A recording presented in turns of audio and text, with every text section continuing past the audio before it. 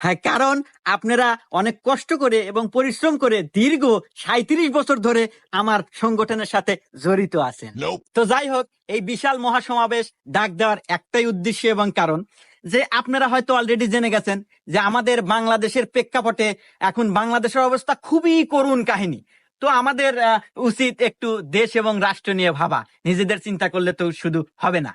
আপনারা হয়তো দেখে আসতেছেন যে দীর্ঘ 37 বছর হলো আমরা সবাই গ্রাম পর্যায়ে খেলা করতেছি। তো আমাদের এখন উচিত একটু রাষ্ট্র পর্যায়ে খেলা করা। হ্যাঁ, তাতে আপনাদের মতামত কি?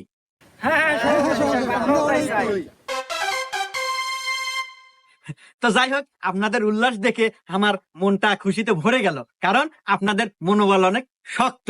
তো যাই হোক, দেখেন আমাদের কিন্তু ক্ষমতার কোনো কমতি নাই।